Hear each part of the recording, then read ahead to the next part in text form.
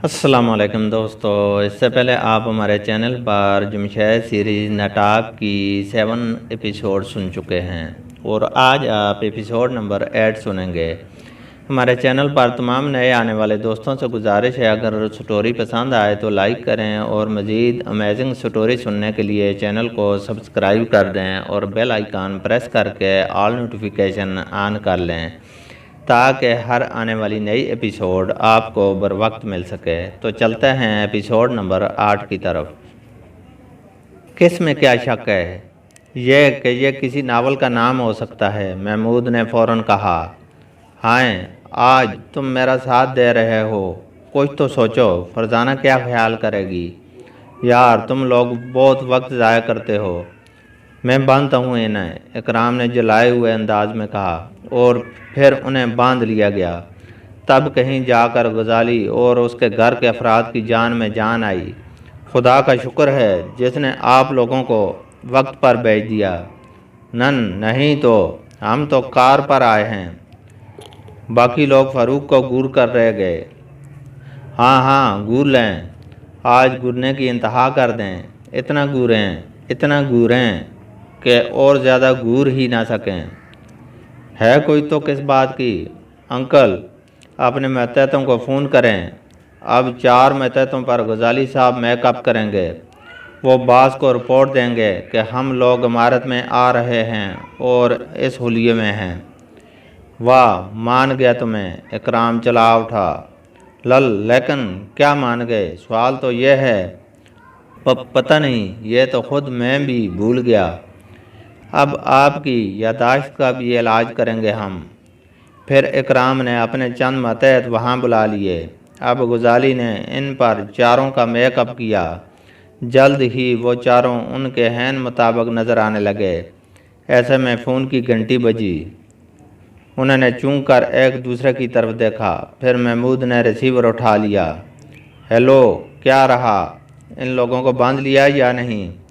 Yes boss, Mahmood ने उनमें से एक की आवाज़ निकाली। चलो ठीक है, आज तुम यहीं रहोगे जब तक इमारत में मेरा प्रोग्राम ख़त्म नहीं हो जाता। जो हुक्म बॉस। अच्छा ठीक है, ये लोग यानी महमूद, फ़ारूक और फरजाना अब किसी के मेकअप में यहाँ आएंगे। इन चारों के ओके, मैं इनके इस्तकबाल के लिए हर तरह तैयार मिलूँगा। और यह कि फ़ोन बंद कर दिया गया। अब इन चारों को भी हवालात भेज दिया गया। इन चारों मतहतों को एहतियात के तौर पर वहीं छोड़ दिया गया। खुद वो लोग इस इमारत के नज़दीक पहुंच गए। इमारत में जमा होने का वक्त शाम 7 बजे का था। 7 बजते ही दरवाज़ा खुला नज़र आने लगा और एक एक करके गैर महसूस तौर पर लोग इसमें दाखिल होने लगे। वो भी दाखिल हो गए। एक तवील बरामदा तय करने के बाद बाकी लोग एक हाल में दाखिल होने लगे।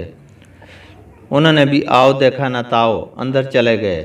हाल में किसी सिनेमा की तरह कुर्सियां नस्ब थीं। सब लोग इन कुर्सियों पर नहायत खामोशी से बैठते चले गए, यहाँ तक कि एक एक करके सब कुर्सियां पुर हो गईं। ऐसे में हाल के सामने वाली दीवार में रोशनी हो गई। वहाँ एक स्टेज सा नज़र आने लगा। इस स्टेज पर एक बड़ी और शाहाना कुर्सी रखी थी। अचानक उस कुर्सी से आवाज़ उभरी। मेरे साथियों, मुबारक हो, आज हम फिर यहाँ जमा हैं। उन्होंने साफ महसूस किया कि आवाज़ कुर्सी से उभरी थी। कुर्सी अंधेरे में थी और बाकी स्टेज रोशनी में था। ताहम कुर्सी पर कोई नहीं था। अंधेरे में होने के बावजूद वो ये तो देख ही सकते थे। लेकिन आका, इसमें मुबारक की क्या बात? हम तो यहाँ हर हफ्ते जमा होते हैं। हाँ, जमा होते हैं हर हफ्ते, लेकिन आज का जमा होना अजीब और अनोखा जमा होना है।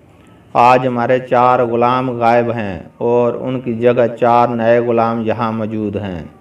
लेकिन मेरे अजीज़ ग़ुलामों, आप जानते ही हैं, हम जब किसी को ग़ुलाम बनाते हैं तो पहले उसे आज़माते हैं। लिहाजा ये चारों भी जब तक आज़मा नहीं लिए जाएंगे उस वक्त तक उन्हें ग़ुलामों में शामिल नहीं किया जाएगा, ना उनसे कोई काम लिया जाएगा।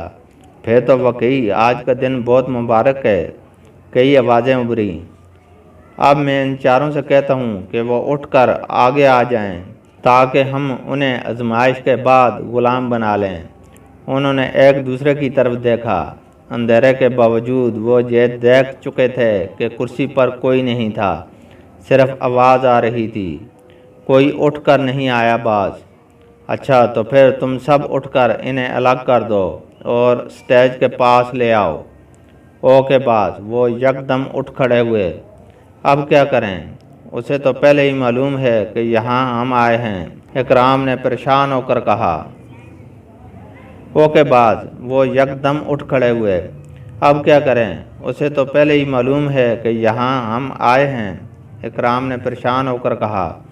आप फ़ौरन अपने मतहतों को बुला लें, वो इस इमारत को घेरे में ले लें। इधर हम खुफिया फोर्स को बुलाते हैं, महमूद ने कहा। वो जल्दी जल्दी रिंग करने लगे। सिलसिला मिलते ही उन्होंने पैगाम नोट करवा दिया और सेट बंद कर दिए। उस वक्त उन्होंने देखा वो सब उनसे अलग हुए जा रहे थे। अब हाल के एक तरफ वो सब हो गए और दूसरी तरफ सिर्फ वो चारों रह गए। अरे ये हैं वो चारों, तो वो चिल्लाए। बास ये हो गए अलग। बहुत खूब, यह तरकीब खूब रही। दूध का दूध और पानी का पानी हो गया। लेकिन ये कुछ बोलते क्यों नहीं? क्या गूंगे हैं? एक और बोला। अरे नहीं, इन जैसे बोलने वाले तो बहुत कम मिलते हैं। ये बोलते नहीं, चेखते हैं। आज अगर इनका चेखना बंद है तो ज़रूर ये मुझसे डर गए हैं। इसमें इनका भी क्या कसूर? मुझसे तो अच्छे अच्छे डरते हैं, नटाब से कौन नहीं डरता? बिल्कुल ठीक सर नटाब, बिल्कुल ठीक बास। आवाज़ें उभरी। उस वक्त हाल में 100 के करीब लोग थे और फिर यूं ही वो उनकी तरफ बढ़ने लगे, उन्होंने पिस्तौल निकाल लिए। हाय बास ये क्या? हाय बास ये क्या? इन्होंने तो पिस्तौल निकाल लिए। इनके इरादे तो नेक नहीं लगते, इनमें से एक ने चीख कर कहा। यह कोई नई बात नहीं। आवाज़ उभरी। कौन सी बात बास? यह कि इनके इरादे तो नेक नहीं, इनके इरादे कभी भी नेक नहीं होते। ऐसा लगता है बास जैसे आप इनसे वाकिफ़ हों, बहुत पुराने वाकिफ़। हाँ ये ठीक है, मैं इनकी रग रग से वाकिफ़ हूँ। मुझ जैसे हर आदमी को वाकिफ़ होना पड़ता है। अगर मैं इनसे वाकिफ़ ना होता तो क्या इस वक्त मैं इनकी यहाँ मौजूदगी से बाखबर होता? हरगिज़ ना होता। देखो ना, अपनी तरफ से ये बड़े मेकअप करके यहाँ आए। अपनी तरफ से इन्होंने निसार खान से तहरीर पढ़वाने की कोशिश कर डाली। अपनी तरफ से इन्होंने गज़ाली से मेकअप करा लिए। लेकिन मेरी तरफ से जब जवाबी कार्रवाई सामने आई तो फिर एकदम सामने आ गए। इनकी तरकीबें पानी फिरती नज़र आने लगीं। क्या कहा सर? पानी फिरती? हाँ और क्या। अब देखो कैसे भीगी बिल्लियाँ बने बैठे हैं। जानते हो क्यों? नहीं बास, इनसे और इनकी रग रग से आप वाकिफ़ हैं, हम नहीं। ये मदद के इंतज़ार में भीगी बिल्लियाँ बने बैठे हैं, लेकिन इन्हें एक बात मालूम नहीं। और वो कौन सी बात बास? यह कि इनके आदमी यहाँ पहुँच तो जाएंगे, वो उनकी मदद नहीं कर सकेंगे, इसलिए कि इस इमारत के दरवाजे अंदर से बंद हैं, वो नहीं खुल सकते जब तक कि मैं ना चाहूँ। ये तो है बास। बस तो फिर इन्हें आजमाइश से गुजरना होगा और मैंने इनके लिए आसान आजमाइश तय की है। यह कहकर वो रुका, फिर बोला। हाँ आसान आजमाइश। यह कि ये चारों मिलकर मेरे एक ग़ुलाम से मुकाबला कर लें। अगर इन्होंने इसे शिकस्त दे दी तो मैं इन्हें अपने ग़ुलामों में शामिल कर लूँगा, वरना ये इस ग़ुलाम के हाथों मारे जाएंगे। वाह क्या खूबसूरत प्रोग्राम है। कई आवाज़ें उभरीं। चलो तुम्हें मेरा कोई तो प्रोग्राम अच्छा लगा, लेकिन इससे पहले मैं इन्हें कुछ दिखाना चाहता हूँ। और वो क्या बास? मेरे ग़ुलाम मेरे लिए जाने क्यों देते हैं या कैसे दे देते हैं, उन्हें यह बताना है। बहुत खूब बास, आप हुक्म करें। कौन मेरे लिए इस वक्त खुशी से जान देना पसंद करेगा? हम सब बास, सब। वो पूरी कुव्वत से चलाए। यूं लगा जैसे वो सब मर जाने के लिए बुरी तरह बेचैन हो गए हों। बहुत खूब। नंबर 109 आगे आ जाए। ज़रूर बास, क्यों नहीं। इनमें से एक स्टेज के नज़दीक आ गया। موت کا کیپسول پاس ہے، وہ اور پاس نہ ہوگا، انہیں بتا دو۔ نٹاب کا حکم کیا اہمیت رکھتا ہے؟ کیا میں موت کا کیپسول چبا لوں باز؟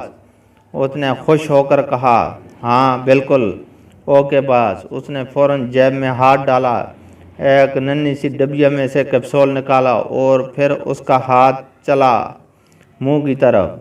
ایک لمحے کے لیے بھی اس کے چہرے پر خوف نظر نہ آیا۔ نہیں نہیں، رک جاؤ مسٹر باز، اسے روک دیں۔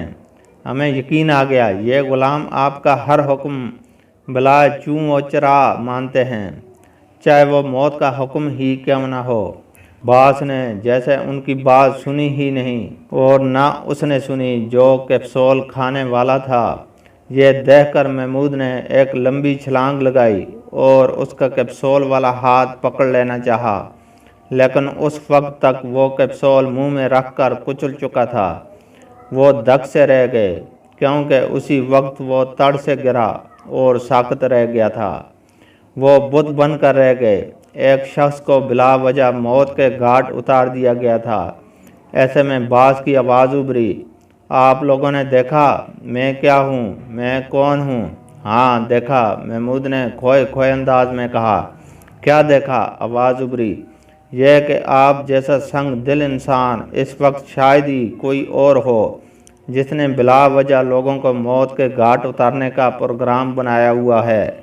اب سمجھ میں آیا وہ 4 آدمی کیوں مارے گئے، لوگوں کو صرف یہ بتانے کے لیے کہ اگر فرقان بھائی ان سے رقمیں نہیں لیں گے تو ایسے میں آدمیوں کی لاشیں شہر میں جگہ جگہ سے ملیں گی، یعنی لوگ فرقان بھائی کو مجبور کر ڈالیں، پولیس تک ان سے یہ کہہ دے کہ وہ رقم لے لیا کریں اور بینک میں جمع کرا دیا کریں۔ صرف اتنی سی بات ذہن میں بٹھانے کے لیے تم نے 4 بلکہ 5 آدمی مار ڈالے، تو تم سے زیادہ ظالم کون ہوگا؟ محمود روانی کے عالم میں کہتا چلا گیا۔ بس صرف ظالم؟ میرا جی یہ سن کر خوش نہیں ہوا۔ ظالم کا لفظ میرے لیے بہت چھوٹا ہے، سنگ دل کا لفظ بھی عام ہے۔ تم نے ہٹلر کے بارے میں سنا ہے؟ اوہ ہاں، کیوں؟ اسی طرح لوگ اس کے حکم پر جانے دیتے تھے۔ میں دراصل ہٹلر کا دوسرا روپ ہوں۔ دنیا میں زیادہ ظالم لوگ صرف چند مشہور ہوئے ہیں، ہٹلر، چنگیز خان، ہلاکو، لیکن میں ان سب سے زیادہ ظالم ہوں، سنگ دل ہوں، بلکہ ان سب سے زیادہ آگے ہوں، اور میرا روپ تو دراصل اب نظر آئے گا۔ ابھی تو ابتدا ہے۔ اپنا روپ دکھانے کے لیے ہی میں تم لوگوں کو چھوڑتا ہوں۔ جاؤ، میرے خلاف جو کر سکتے ہو کر گزرو، میرا سراغ لگا کر دکھا دو، تمہیں مان جاؤں گا۔ اور اس وقت تمہارے ساتھ انسپکٹر جمشید بھی نظر نہیں آ رہے؟ سنا ہے انہوں نے بڑے بڑے مجرموں کو پکڑ ڈالا۔ مجھے پکڑ کر دکھائیں تب مانوں۔ میری ہوا کو بھی تم لوگ نہیں پہنچ سکو گے، بلکہ انسپکٹر کامران مرزا اور شوقی برادرز کو بھی شامل کر لو۔ میرے خلاف اپنی ساری طاقت جمع کر لو، ان سب لوگوں کو گرفتار کر لو۔ تم ان کے خلاف ثبوت کیا کرو گے؟ یہ یہاں ایک مذہبی تقریر سننے کے لیے آئے تھے جو ان کا مذہبی رہنما انہیں سناتا ہے، لیکن وہ مذہبی رہنما ان کے سامنے نہیں آتا۔ بس اتنی سی بات کے لیے تم انہیں پھانسی پر چڑھا دو گے تو چڑھا دو، چڑھ جاؤ تم سب۔ سنا تم نے؟ اگر یہ تمہیں گرفتار کریں تو راستے میں یہ نعرے لگاتے جانا کہ نٹاب کے غلام زندہ باد، نٹاب کے غلام زندہ باد، تاکہ لوگوں کو پتہ چل جائے نٹاب کیا ہے، کون ہے، کل کے اخبارات میرے ذکر سے بھر جائیں۔ کیا سمجھے تم لوگ؟ یہاں تک کہہ کر اس کی آواز رک گئی۔ سمجھ گئے باز، آپ فکر نہ کریں، ہم گرفتاری دے رہے ہیں۔ میں چاہتا تو انہیں پلک جھپکنے میں ہلاک کر دیتا۔ یہ اس وقت پوری طرح میری ذات پر ہیں، لیکن اس طرح مزہ نہیں آئے گا۔ پھر کون دیکھے گا نٹاب کا کمال، نٹاب کا ظلم اور نٹاب کا تہلکہ کون دیکھے گا؟ عوام تو میرا نام سن کر بے ہوش جایا کریں گے، باقی رہ جاؤ گے تم لوگ۔ تم لوگوں کو ہی تو مزہ چکھانا ہے۔ لیکن آپ کو ہم سے کیا دشمنی ہے؟ فرزانہ کے لہجے میں حیرت تھی۔ تم جیسے ہر شخص سے دشمنی ہے۔ ہم جیسے؟ کیا مطلب؟ جو اسلام کے لیے ذرا سا بھی کام کرے میں اس کا دشمن ہوں۔ ارے تو یوں کہو نا، تم اسلام کے دشمن ہو۔ ہاں یہی بات ہے، اور میں برملا اس کا اظہار کرتا ہوں۔ اور یہ سب لوگ، یہ بھی اسلام دشمن ہیں۔ کیا یہ ہندو ہیں، یہودی ہیں، عیسائی ہیں؟ نہیں، اسی ملک کے رہنے والے مسلمان کہلانے والے۔ یہ کیسے مسلمان کہلانے والے مسلمان ہیں جو اسلام دشمن ہیں؟ حیرت ہے تم آج تک یہ اندازہ نہیں لگا سکے۔ اس بار باز زور سے ہنسا۔ کیا مطلب؟ ہم کیا اندازہ نہیں لگا سکے؟ یہ کہ اس ملک میں رہنے والے بعض گروہ جو خود کو مسلمان کہتے ہیں، مسلمان شمار ہوتے ہیں، کاغذات میں جنہیں مسلمان گنا جاتا ہے، مردم شماری میں جو مسلمان شمار کیے گئے ہیں، وہ مسلمانوں کے سب سے بڑے دشمن ہیں۔ اب بیچارے مسلمانوں کو کیسے اندازہ ہو کہ ان کے درمیان جو مسلمان چل پھر رہے ہیں وہی مسلمانوں کے سب سے بڑے دشمن ہیں۔ دیکھو نا، ایک عیسائی ہے، اس کے بارے میں تو تم لوگوں کو پتہ ہے کہ یہ عیسائی ہے، مسلمانوں کا دشمن ہے۔ یہ یہودی ہے، مسلمانوں کا دشمن ہے۔ لیکن جو لوگ ہیں ہی مسلمانوں کے چولے میں، جو گنے ہی جاتے ہیں مسلمان، ان کے بارے میں تم کیسے جان سکو گے یہ اسلام دشمن ہیں؟ لہذا تمہارے اصل دشمن یہ ہیں۔ یہاں تک کہہ کر وہ خاموش ہو گیا۔ وہ دک سے رہ گئے، کیونکہ اگرچہ وہ خود اسلام دشمن تھا لیکن بات اس نے 100% درست کہی تھی۔ ان کے اصل دشمن واقعی وہ ہیں جو خود کو کہتے تو ہیں مسلمان لیکن ہیں اسلام دشمن۔ لہذا اسلام کو سب سے بڑا خطرہ ان سے ہے۔ مسٹر باز، آپ نے بالکل بجا کہا۔ اب ہم آپ کی بات کو سمجھ رہے ہیں۔ کیا سمجھ رہے ہیں؟ ذرا میں بھی تو سنوں۔ یہی کہ اسلام کو اتنا خطرہ غیر مسلموں سے نہیں، یہودیوں، عیسائیوں یا ہندوؤں سے نہیں، جتنا خطرہ ان مسلمانوں سے ہے، جتنا خطرہ ان مسلمانوں سے ہے جو خود کو مسلمان کہتے ہیں لیکن ہیں اسلام دشمن، مسلمانوں کے درمیان میں رہتے ہیں لیکن اسلام کے خلاف باتیں کرتے نظر آئیں گے۔ صحابہ کرام رضی اللہ تعالیٰ عنہم کے خلاف باتیں کرتے نظر آئیں گے، اماموں کے خلاف باتیں کرتے نظر آئیں۔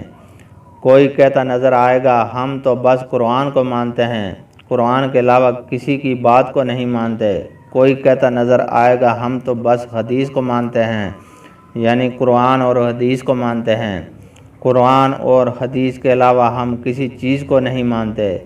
یہ کہہ کر وہ صحابہ رضی اللہ تعالیٰ عنہ کو جھٹلاتے ہیں، ان کے طریقے کو جھٹلاتے ہیں، جبکہ ہمارے نبی کریم صلی اللہ علیہ وسلم نے ایک مرتبہ اپنے ایک پیارے صحابی کو کسی علاقے کا امیر بنا کر بھیجا تو انہیں رخصت کرتے وقت دریافت فرمایا کہ آپ فیصلہ کس طرح کریں گے؟ انہوں نے جواب دیا کہ قرآن سے۔ آپ صلی اللہ علیہ وسلم نے پوچھا اگر وہ مسئلہ قرآن میں نہ ملے؟ انہوں نے جواب دیا آپ کے فرمان کے مطابق یعنی حدیث سے۔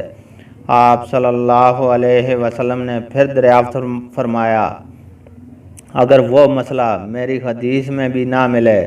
تو انہوں نے جواب دیا کہ پھر میں صحابہ کرام رضی اللہ تعالیٰ عنہم کے فیصلوں سے رہنمائی حاصل کروں گا۔ آپ صلی اللہ علیہ وآلہ وسلم نے دریافت فرمایا اور اگر صحابہ سے بھی وہ فیصلہ نہ ملے تو اس پر انہوں نے عرض کیا یا رسول اللہ صلی اللہ علیہ وسلم پھر میں اتحاد کروں گا، یعنی اپنی عقل استعمال کروں گا۔ آپ صلی اللہ علیہ وآلہ وسلم نے انہیں شاباش دی اور فرمایا کہ آپ نے بالکل درست جواب دیا۔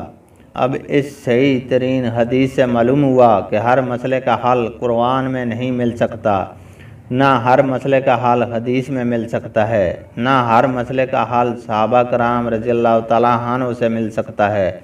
یہی وجہ تھی کہ بہت سے مسائل ائمہ حضرات نے اتحاد کے ذریعے حل کیے۔ ان کے اتحاد کو پوری دنیا کے مسلمانوں نے تسلیم کیا اور کسی نے بھی انکار نہیں کیا۔ اور یہ طے پا گیا کہ اب بس اتحاد بھی نہیں کیا جائے گا، یعنی ان پر اتحاد مکمل ہو گیا۔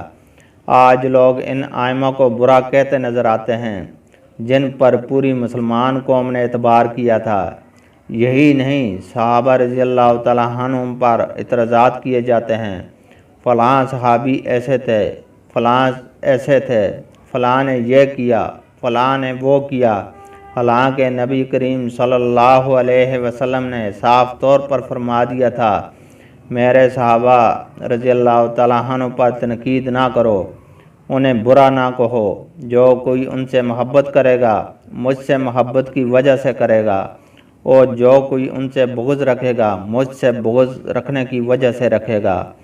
گویا صحابہ کرام رضی اللہ تعالیٰ عنہ سے محبت کرنا بھی آپ صلی اللہ علیہ وآلہ وسلم سے محبت کرنا ہے، اور صحابہ کرام سے بغض رکھنا آپ صلی اللہ علیہ وآلہ وسلم سے بغض رکھنا ہے۔